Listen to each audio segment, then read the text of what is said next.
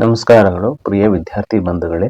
ಈ ವಿಡಿಯೋದಲ್ಲಿ ಸಮಾಜ ವಿಜ್ಞಾನ ಪರಿಷ್ಕೃತ ಪಠ್ಯಪುಸ್ತಕ 2024 ಭಾಗ 9ನೇ ತರಗತಿ ಪರಿವಿಡಿ ಅಧ್ಯಾಯಗಳು ಇತಿಹಾಸ 4ನೇ ಪಾಠ ಮೈಸೂರಿನ ಒಡೆಯರು ಹಾಗೂ ಕರ್ನಾಟಕದಲ್ಲಿ ಬ್ರಿಟಿಷ್ ಆಳ್ವಿಕೆ ಪ್ರತಿರೋಧಗಳು. ಈ ಪಾಠದ ಪ್ರಶ್ನೆಗಳಿಗೆ ಉತ್ತರಗಳು ಈ ವಿಡಿಯೋದಲ್ಲಿದ್ದಾವೆ. ಇದರ ಸದುಪಯೋಗವನ್ನು ಪಡಿಸಿಕೊಳ್ಳಿ.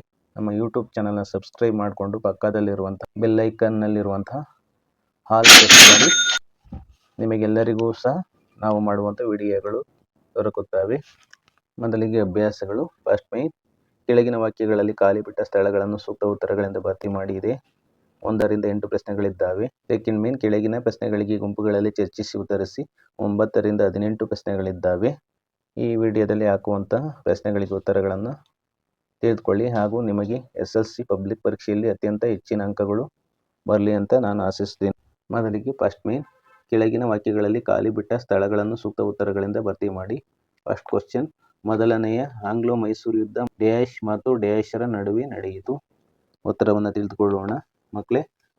1767 ಮತ್ತು 1769.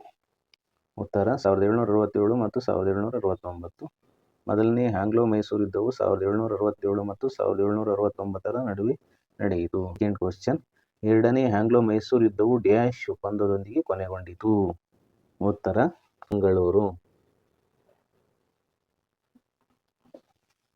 ಎರಡನೇ ಆಂಗ್ಲೋ ಮೈಸೂರು ಯುದ್ಧವು ಮಂಗಳೂರು ಒಪ್ಪಂದದೊಂದಿಗೆ ಕೊನೆಗೊಂಡಿತು. ಮೂರನೇ ಕ್ವಶನ್, ರಾಜ ಒಡೆಯರ್ ಡ್ಯಾಶ್ ಅನ್ನು ರಾಜಧಾನಿಯನ್ನಾಗಿ ಮಾಡಿಕೊಂಡರು. ಉತ್ತರ ಶ್ರೀರಂಗಪಟ್ಟಣ.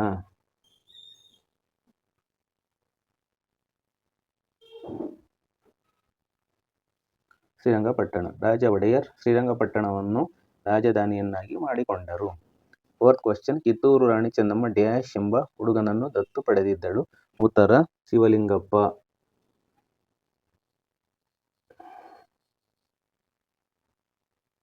ಉತ್ತರ ಶಿವಲಿಂಗಪ್ಪ. ಕಿತ್ತೂರು ರಾಣಿ ಚೆನ್ನಮ್ಮ ಶಿವಲಿಂಗಪ್ಪ ಎಂಬ ಹುಡುಗನನ್ನು ದತ್ತು ಪಡೆದಿದ್ದಳು.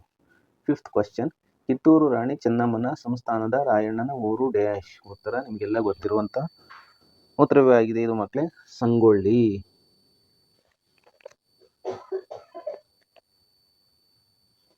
ಉತ್ತರ ಸಂಗೊಳ್ಳಿ. ಕಿತ್ತೂರು ರಾಣಿ ಚೆನ್ನಮ್ಮನ ಸಂಸ್ಥಾನದ ರಾಯಣ್ಣನ ಊರು ಸಂಗೊಳ್ಳಿ. ಸಿಕ್ಸ್ತ್ ಕ್ವಶನ್, ಸುರಪುರವು ಈಗಿನ ಡ್ಯಾಶ್ ಜಿಲ್ಲೆಯಲ್ಲಿ ಇದೆ. ಉತ್ತರ ಯಾದಗಿರಿ. ಸುರಪುರವು ಈಗಿನ ಯಾದಗಿರಿ ಜಿಲ್ಲೆಯಲ್ಲಿದೆ. ಸೆವೆಂತ್ ಕ್ವಶನ್, ಈಗಿನ ಬಾಗಲಕೋಟೆ ಜಿಲ್ಲೆಯ ಡ್ಯಾಶ್ ಬೇಡರು ಬ್ರಿಟಿಷರ ವಿರುದ್ಧ ದಂಗೆ ಎದ್ದಿದ್ದರು. ಉತ್ತರ ಹಲಗಲಿ. ಈಗಿನ ಬಾಗಲಕೋಟೆ ಜಿಲ್ಲೆಯ ಹಲಗಲಿ ಬೇಡರು ಬ್ರಿಟಿಷರ ವಿರುದ್ಧ ದಂಗೆ ಎದ್ದಿದ್ದರು.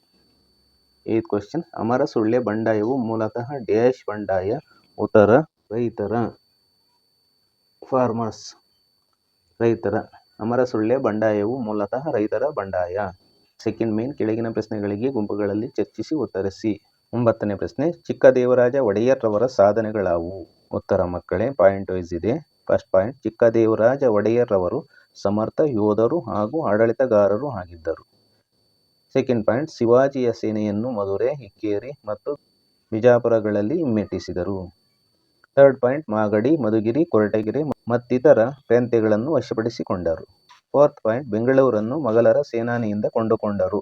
ಫಿಫ್ತ್ ಪಾಯಿಂಟ್, ಇವರಿಗೆ ಕರ್ನಾಟಕ ಕವಿ ಚಕ್ರವರ್ತಿ, ಅಪ್ರತಿಮ ವೀರ, ತೆಂಕಣ ರಾಜ, ನವಕೋಟಿ ನಾರಾಯಣ ಎಂಬ ಬಿರುದುಗಳಿದ್ದವು. ಸಿಕ್ಸ್ತ್ ಪಾಯಿಂಟ್, ಆಡಳಿತದಲ್ಲಿ ನೆರವು ನೀಡಲು ಒಂದು ಸಚಿವ ಸಂಪುಟ ಅಂದರೆ 18 ಕಚೇರಿ ಸಂಪುಟವನ್ನು ನೇಮಕ ಮಾಡಿದ್ದರು. ಸೆವೆಂತ್ ಪಾಯಿಂಟ್, ಅಂಚೆ ವ್ಯವಸ್ಥೆಯು ಅಂದರೆ ಪೋಸ್ಟ್ ಆಫೀಸ್ ಇವರ ಕಾಲದಲ್ಲಿ ಜಾರಿಯಾಯಿತು. ಏತ್ ಪಾಯಿಂಟ್, ಕಾವೇರಿ ನದಿಗೆ ಅಣೆಕಟ್ಟನ್ನು ಕಟ್ಟಿ ಚಿಕ್ಕದೇವರಾಜ ನಾಲೆ ಮತ್ತು ದೊಡ್ಡ ದೇವರಾಜ ನಾಲೆ ಎಂಬ 2 ಕಾಲುವೆಗಳನ್ನು ನಿರ್ಮಿಸಿ ನೀರಾವರಿಗೆ ಸೌಲಭ್ಯ ಒದಗಿಸಿದರು. ನೈನ್ತ್ ಪಾಯಿಂಟ್, ತಿರುಮಲಾರ್ಯ, ಸಂಚಿ ಹೊನ್ನಮ್ಮ ಮುಂತಾದ ಕವಿ ಪಂಡಿತರಿಗೆ ಆಶ್ರಯ ನೀಡಿದರು. ಮಕ್ಕಳೇ, ಚಿಕ್ಕದೇವರಾಜ ಒಡೆಯರ್ ಅವರ ಸಾಧನೆಗಳು ಅಥವಾ ನಾಲ್ವಡಿ ಕೃಷ್ಣರಾಜ ಒಡೆಯರ ಸಾಧನೆಗಳು ಇವೆರಡರಲ್ಲಿ SSLC ವಾರ್ಷಿಕ ಪರೀಕ್ಷೆಯಲ್ಲಿ ಯಾವುದಾದರೂ ಒಂದು ಪ್ರಶ್ನೆ ಬಂದೇ ಬರ್ತದೆ. 10ನೇ ಪ್ರಶ್ನೆ, ಹೈದರ್ ಅಲಿಯು ಹೇಗೆ ಅಧಿಕಾರಕ್ಕೆ ಬಂದನು. ಉತ್ತರ ಪಾಯಿಂಟ್ ವೈಸ್ ಇದೆ. ಫಸ್ಟ್ ಪಾಯಿಂಟ್, ಇವನು ಒಬ್ಬ ಸಾಮಾನ್ಯ ಸೈನಿಕನಾಗಿ ಮೈಸೂರು ಸೈನ್ಯದಲ್ಲಿ ಸೇವೆಗೆ ಸೇರಿದನು. ಸೆಕೆಂಡ್ ಪಾಯಿಂಟ್, ಮೈಸೂರಿನ ರಾಜಕೀಯ ಬೆಳವಣಿಗೆಯನ್ನು ಸೂಕ್ಷ್ಮವಾಗಿ ಗಮನಿಸುತ್ತಿದ್ದನು. ಥರ್ಡ್ ಪಾಯಿಂಟ್, ಇವನು ದೇವನಹಳ್ಳಿ ಮುತ್ತಿಗೆ ಮತ್ತು ಕಾರ್ನಾಟಿಕ್ ಯುದ್ಧಗಳಲ್ಲಿ ಹೆಚ್ಚು ಪ್ರಸಿದ್ಧಿಗೆ ಬಂದನು. 4th ಪಾಯಿಂಟ್ ಸೈನಿಕರನ್ನು ತನ್ನ ವಿಶ್ವಾಸಕ್ಕೆ ಪಡೆದುಕೊಳ್ಳುವಲ್ಲಿ ಸಫಲನಾದನು. 5th ಪಾಯಿಂಟ್ ಬಹುಬೇಗನೆ ನವಾಬ್ ಹೈದರ್ ಅಲಿ ಖಾನ್ ಎಂಬ ಹೆಸರು ಪಡೆದನು. 6th ಪಾಯಿಂಟ್ ಶಸ್ತ್ರಗಳ ಉಪಯೋಗ ಮತ್ತು ಪ್ರಯೋಗಗಳಲ್ಲಿ ಖ್ಯಾತಿ ಗಳಿಸಿದನು. 7th ಪಾಯಿಂಟ್ ದಳವಾಯಿಗಳ ಬಲವನ್ನು ಕುಗ್ಗಿಸಿ ಅರಸನಾದ ಕೃಷ್ಣರಾಜ ಒಡೆಯರನ್ನು ಮೂಲೆಗುಂಪು ಮಾಡಿ ಅಧಿಕಾರವನ್ನು ಕೈಗೆತ್ತಿಕೊಂಡನು. 8th ಪಾಯಿಂಟ್ ಅಧಿಕಾರದ ಮೇಲೆ ತನ್ನ ಸ್ವಾಮ್ಯವನ್ನು ಸ್ಥಾಪಿಸಿದನು. 11ನೇ ಪ್ರಶ್ನೆ ಮಕ್ಕಳ, ಎರಡನೇ ಆಂಗ್ಲೋ ಮೈಸೂರು ಯುದ್ಧದಿಂದ ಉಂಟಾದ ಪರಿಣಾಮಗಳಾವು? ಉತ್ತರ ಪಾಯಿಂಟ್ ವೈಸ್ ಇದೆ ನೋಡಿ ಮಕ್ಕಳ. ಫಸ್ಟ್ ಪಾಯಿಂಟ್ ಆರಂಭದಲ್ಲಿ ಹೈದರನು ಮುನ್ನಡೆ ಸಾಧಿಸಿದನು. ಸೆಕೆಂಡ್ ಪಾಯಿಂಟ್ ಹೈದರ್ ಅಲಿಯು ಆರ್ಕಾಟನ್ನು ವಶಪಡಿಸಿಕೊಂಡು ವಾಂಡಿವಾಶನ್ನು ಮುತ್ತಿಗೆ ಹಾಕಿದನು. ಥರ್ಡ್ ಪಾಯಿಂಟ್ ಸರ್ ಐರ್ ಕೂಟನ್ನು ಹಿಂಬಾಲಿಸಿ ಹೈದರ್ ಅಲಿಯ ಸೈನ್ಯವನ್ನು ಫೋರ್ಟೊ ನೋವೆ ಎಂಬಲ್ಲಿ ನಡೆದ ಕದನದಲ್ಲಿ ಜಯ ಗಳಿಸಿತು. ಫೋರ್ತ್ ಪಾಯಿಂಟ್ 1782ರಲ್ಲಿ ಅನಾರೋಗ್ಯದಿಂದ ಹೈದರ್ ಅಲಿ ಮರಣ ಹೊಂದಿದನು. ಆತನ ಮಗ ಟಿಪ್ಪು ಸುಲ್ತಾನ್ ಯುದ್ಧ ಮುಂದುವರಿಸಿದನು. ಫಿಫ್ತ್ ಪಾಯಿಂಟ್ ಮಂಗಳೂರು ಮತ್ತು ಕರಾವಳಿ ತೀರ ಪ್ರದೇಶದ ಮೇಲೆ ಹತೋಟಿ ಸಾಧಿಸುವುದು ಸೂಕ್ತವೆಂದು ಯೋಚಿಸಿದನು. ಸಿಕ್ಸ್ತ್ ಪಾಯಿಂಟ್ ಮಂಗಳೂರಿನ ಬಳಿ ನಡೆದ ಯುದ್ಧದಲ್ಲಿ ಟಿಪ್ಪು ಬ್ರಿಟಿಷರನ್ನು ಸೋಲಿಸಿದನು. ಸೆವೆಂತ್ ಪಾಯಿಂಟ್ 1784ರಲ್ಲಿ ಮಂಗಳೂರು ಒಪ್ಪಂದದಂತೆ ಯುದ್ಧ ಕೊನೆಗೊಂಡಿತು. 12ನೇ ಪ್ರಶ್ನೆ, ಶ್ರೀರಂಗಪಟ್ಟಣ ಒಪ್ಪಂದದ ಷರತ್ತುಗಳ ಯಾವುವು? ಉತ್ತರ ಪಾಯಿಂಟ್ ವೈಸ್ ಇದೆ ಮಕ್ಕಳ. ಫಸ್ಟ್ ಪಾಯಿಂಟ್ ಅಸಮಾನ ಷರತ್ತುಗಳನ್ನು ಟಿಪ್ಪು ಒಪ್ಪಿಕೊಳ್ಳಬೇಕಾಯಿತು. ಸೆಕೆಂಡ್ ಪಾಯಿಂಟ್ ಟಿಪ್ಪು ತನ್ನ ಅರ್ಧ ರಾಜ್ಯವನ್ನು ಬಿಟ್ಟು ಕೊಡಬೇಕಾಯಿತು. ಥರ್ಡ್ ಪಾಯಿಂಟ್ 3 ಕೋಟಿ ರೂಪಾಯಿಗಳನ್ನು ಕೊಡಬೇಕಾಯಿತು. ಯುದ್ಧದ ನಷ್ಟದ ಪರಿಹಾರವಾಗಿ ಟಿಪ್ಪು 3 ಕೋಟಿ ರೂಪಾಯಿಗಳನ್ನು ಬ್ರಿಟಿಷರಿಗೆ ಕೊಡಬೇಕಾಯಿತು. ಅಂದರೆ 3 ಕೋಟಿ ರೂಪಾಯಿಗಳನ್ನು ಕೊಡಬೇಕಾಯಿತು. ಫೋರ್ತ್ ಪಾಯಿಂಟ್ ಹಣ ನೀಡುವವರೆಗೆ ತನ್ನ 2 ಮಕ್ಕಳನ್ನು ಒತ್ತೆ ಇಡಬೇಕಾಯಿತು. ಫಿಫ್ತ್ ಪಾಯಿಂಟ್ ಯುದ್ಧ ಖೈದಿಗಳನ್ನು ಬಿಡುಗಡೆಗೊಳಿಸುವುದು. ಸಿಕ್ಸ್ತ್ ಪಾಯಿಂಟ್ ಶ್ರೀರಂಗಪಟ್ಟಣದಿಂದ ಬ್ರಿಟಿಷರ ಸಂಘಟಿತ ಸೈನ್ಯವನ್ನು ಹಿಂತೆಗೆಯುವುದು. 13ನೇ ಪ್ರಶ್ನೆ ಮಕ್ಕಳ, ವೆರಿ ಇಂಪಾರ್ಟೆಂಟ್. ಈ ಪ್ರಶ್ನೆ ಅನೇಕ ಸಲ SLC ಪಬ್ಲಿಕ್ ಪರೀಕ್ಷೆಯಲ್ಲಿ ಬಂದೇ ಬಂದಿದೆ. ನಾಲ್ವಡಿ ಕೃಷ್ಣರಾಜ ಒಡೆಯರ್ ಅವರ ಸಾಧನೆಗಳನ್ನು ತಿಳಿಸಿ. ಉತ್ತರ ಮಕ್ಕಳ ಪಾಯಿಂಟ್ ವೈಸ್ ಇದೆ ನೋಡಿ, ಗಮನಿಸಿ. ಫಸ್ಟ್ ಪಾಯಿಂಟ್ 1902ರಲ್ಲಿ ನಾಲ್ವಡಿ ಕೃಷ್ಣರಾಜ ಒಡೆಯರ್ ಅಧಿಕಾರ ವಹಿಸಿಕೊಂಡರು. ಸೆಕೆಂಡ್ ಪಾಯಿಂಟ್ ಪ್ರಾಥಮಿಕ ಶಿಕ್ಷಣದ ಅಭಿವೃದ್ಧಿಗಾಗಿ ಎಲ್ಲ ಪ್ರಾಥಮಿಕ ಶಾಲೆಗಳಲ್ಲಿಯೂ ಶಿಕ್ಷಣ ಶುಲ್ಕವನ್ನು ರದ್ದು ಮಾಡಿದರು. ಥರ್ಡ್ ಪಾಯಿಂಟ್ ಹೆಣ್ಣು ಮಕ್ಕಳ ವಿದ್ಯಾಭ್ಯಾಸದ ಏಳಿಗೆಗೆ ನೆರವು ಸಿಕ್ಕಿತು. ಫೋರ್ತ್ ಪಾಯಿಂಟ್ ಮೈಸೂರು ವಿಶ್ವವಿದ್ಯಾಲಯವು ಸ್ಥಾಪಿಸಲ್ಪಟ್ಟಿತು. ಫಿಫ್ತ್ ಪಾಯಿಂಟ್ ವಿದೇಶ ವಿದ್ಯಾಭ್ಯಾಸಕ್ಕೆ ಹೋಗುವವರಿಗೆ ವಿದ್ಯಾರ್ಥಿ ವೇತನ ನೀಡುವ ಪದ್ಧತಿಯನ್ನು ಜಾರಿಗೆ ತಂದರು. ಸಿಕ್ಸ್ತ್ ಪಾಯಿಂಟ್ 1905ರಲ್ಲಿ ಬೆಂಗಳೂರಿನಲ್ಲಿ ಭಾರತೀಯ ವಿಜ್ಞಾನ ಸಂಸ್ಥೆಯನ್ನು ಸ್ಥಾಪಿಸಿದರು. ಸೆವೆಂತ್ ಪಾಯಿಂಟ್ ಬೆಳಗುಳದ ಹತ್ತಿರ ಕಾವೇರಿ ನದಿಗೆ ಅಣೆಕಟ್ಟನ್ನು ಕಟ್ಟಿಸಿದರು. ಏಯ್ತ್ ಪಾಯಿಂಟ್ ಹೊಸ ರೈಲು ಮಾರ್ಗಗಳನ್ನು ನಿರ್ಮಿಸಲಾಯಿತು. ನೈನ್ತ್ ಪಾಯಿಂಟ್ ಸಣ್ಣ ಮತ್ತು ದೊಡ್ಡ ಪ್ರಮಾಣದ ಕೈಗಾರಿಕೆಗಳನ್ನು ಸ್ಥಾಪಿಸಿದರು. ಅವುಗಳಲ್ಲಿ 5 ಕೈಗಾರಿಕೆಗಳಿದೆ, ಗಮನಿಸಿ. 1ನೆಯದು ಭದ್ರಾವತಿಯ ಕಬ್ಬಿಣ ಮತ್ತು ಉಕ್ಕಿನ ಕಾರ್ಖಾನೆ. ಸಿಮೆಂಟ್ ಕಾಗದ ಕೈಗಾರಿಕೆ.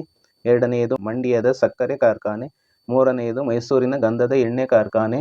4ನೆಯದು ಬೆಳಗುಳದ ರಾಸಾಯನಿಕ ವಸ್ತುಗಳ ಮತ್ತು ಕೃತಕ ಗೊಬ್ಬರಗಳ ಕಾರ್ಖಾನೆ. 5ನೆಯದು ಬೆಂಗಳೂರಿನ ಸಾಬೂನು ಕಾರ್ಖಾನೆ. 10th ಪಾಯಿಂಟ್ ನ್ಯಾಯ ವಿಧಾಯಕ ಸಭೆಯನ್ನು ರಚಿಸಲಾಯಿತು. 11th ಪಾಯಿಂಟ್ ಇವರಿಗೆ ಲಲಿತ ಕಲೆಗಳಲ್ಲಿ ತುಂಬ ಅಭಿರುಚಿ, ಸಂಗೀತ ವಿದ್ವಾಂಸರುಗಳಿಗೆ ಪ್ರೋತ್ಸಾಹ ನೀಡಿದ್ದರು. 12th ಪಾಯಿಂಟ್ ಅವರ ಆಡಳಿತದಿಂದಾಗಿ ಮೈಸೂರು ಮಾದರಿ ರಾಜ್ಯ ಎಂಬ ಹೆಸರನ್ನು ಪಡೆಯಿತು. 13th ಪಾಯಿಂಟ್ ಮಹಾತ್ಮ ಗಾಂಧಿಯವರು ಇವರನ್ನು ರಾಜರ್ಷಿ ಎಂದು ಕರೆದಿದ್ದಾರೆ. 14ನೇ ಪ್ರಶ್ನೆ, 4ನೇ ಆಂಗ್ಲೋ ಮೈಸೂರು ಯುದ್ಧವು ಬ್ರಿಟಿಷರನ್ನು ಮೈಸೂರು ಪ್ರಾಂತ್ಯದಲ್ಲಿ ಭದ್ರಗೊಳಿಸಿತು, ವಿಮರ್ಶಿಸಿ. ಉತ್ತರ ಪಾಯಿಂಟ್ ವೈಸ್ ಇದೆ ನೋಡಿ ಮಕ್ಕಳ.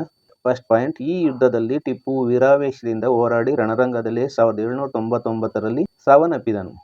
ಸೆಕೆಂಡ್ ಪಾಯಿಂಟ್ ಬ್ರಿಟಿಷರಿಗೆ ಇಡೀ ಭಾರತವೇ ತಮ್ಮ ಕೈವಶವಾದ ಸಂತೋಷವನ್ನು ತಂದಿತು. ಟಿಪ್ಪುವಿನ ರಾಜ್ಯವನ್ನು ಬ್ರಿಟಿಷರು, ಮರಾಠರು ಮತ್ತು ನಿಜಾಮನ್ನು ಹಂಚಿಕೊಂಡರು. ಥರ್ಡ್ ಪಾಯಿಂಟ್ ಒಂದು ಸಣ್ಣ ಭೌಗೋಳಿಕ ಪ್ರದೇಶವನ್ನು ಮೈಸೂರು ಒಡೆಯರಿಗೆ ಒಪ್ಪಿಸಲಾಯಿತು. ಫಿಫ್ತ್ ಪಾಯಿಂಟ್ ಈ ಪ್ರದೇಶ ತರುವಾಯ ಮೈಸೂರು ಸಂಸ್ಥಾನವೆಂದು ಹೆಸರಾಯಿತು.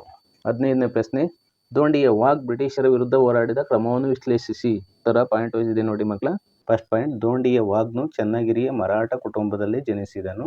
ಸೆಕೆಂಡ್ ಪಾಯಿಂಟ್ ಅವನ ಶೌರ್ಯ ಪರಾಕ್ರಮಗಳಿಂದ ಜನ ಅವನನ್ನು ವಾಘ್ ಎಂದು ಕರೆದರು. ವಾಘ್ ಎಂದರೆ ಹುಲಿ ಎಂದು ಅರ್ಥ. ಥರ್ಡ್ ಪಾಯಿಂಟ್ ಹೈದರ್ ಅಲಿಯ ಸೈನ್ಯದಲ್ಲಿ ಒಬ್ಬ ಅಶ್ವಾರೋಹಿ ಸೈನಿಕನಾಗಿ ಸೇರಿ ಕಾಲಾನಂತರ ಸೇನಾ ನಾಯಕನಾದನು. 4ನೇ ಪಾಯಿಂಟು ಖಾಸಗಿ ಸೈನ್ಯವನ್ನು ಸಜ್ಜುಗೊಳಿಸಿದನು.